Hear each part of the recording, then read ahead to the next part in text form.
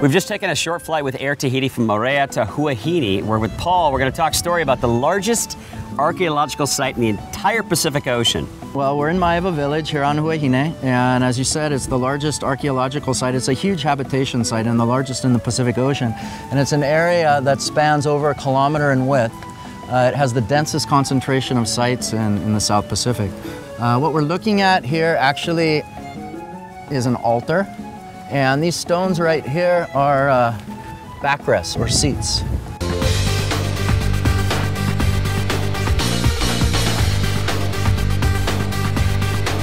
Well, there's obviously a lot of different vegetation we're seeing as we wander. This happens to be pineapple. And it's kind of interesting, the modern Tahitian language, because the first Europeans that came spoke English and they brought metal, tools, new plants. There's a lot of words in the Tahitian language that actually come from English. Like pineapple, pineapple. And as we go up the hill, we'll see vanilla, vanira, or hammer, hamra, or fry pan, fry pani. So the head club was replaced by the fry pan. Fry pani. Fry pani.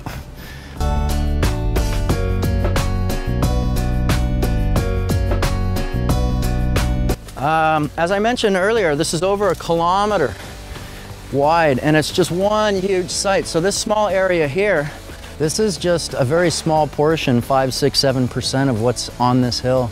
So this area that's kind of cleared back has been restored by Dr. Sinoto, and it's called Te Ana, which is the traditional land name. Families would live in something like this. It's really hard to say. This is actually, this terrace we're on here was a house site, and there was a rectangular building, and actually these stones here correspond with where there would have been a wall. So the wall would have been built flush inside, and the stone keeps out the mud, the rain, the erosion.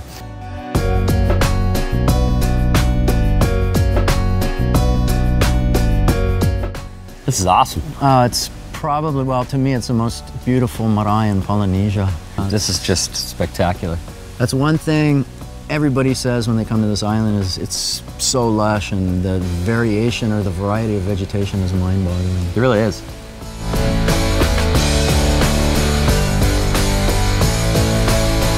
What you see here are 8 backrests.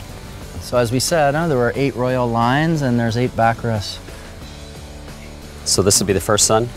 You said I got to be the first son. Then you get to sit here. Okay, this is mine. And then you've got the altar ahead of you or in front of you with this incredible banyan tree. What a great tour. This is such a pleasant surprise here. The largest archaeological site in the entire Pacific, right here on Well, Tahiti. John, it's still very much a hidden treasure.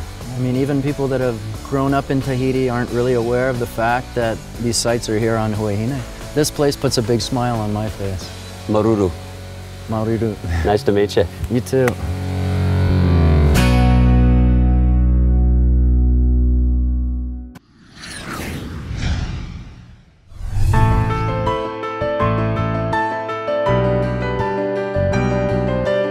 Most of us have very stressed out lives, especially if you live in the hustle bustle of a city. Well, if you want to come and really chill out, come to Huahine and come to the Te Tiara Resort. This place is so chill and beautiful, Rudy. Thanks for having us. Well, pleasure to have you guys on board here. And really, you want to feature Huahine and the people.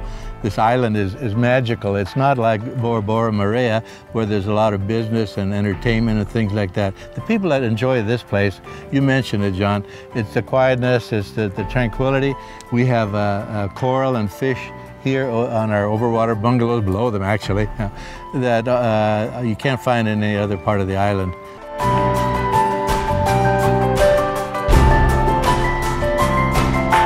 Now, you built this place, right? This was your inspiration. What inspired you to build a property like this so kind of tucked away? You have to get here by boat. You can't even get here by car. This was all jungle, John. Just total jungle. You could barely land here. This beach was natural, which was one of the things I liked about it. Your property gets you back to just this peace and serenity, and I love the gardens, and your staff is wonderful. So thank you very much for having us here. Well, enjoy it while you're here. How can we not? Okay, thank you. Thank you.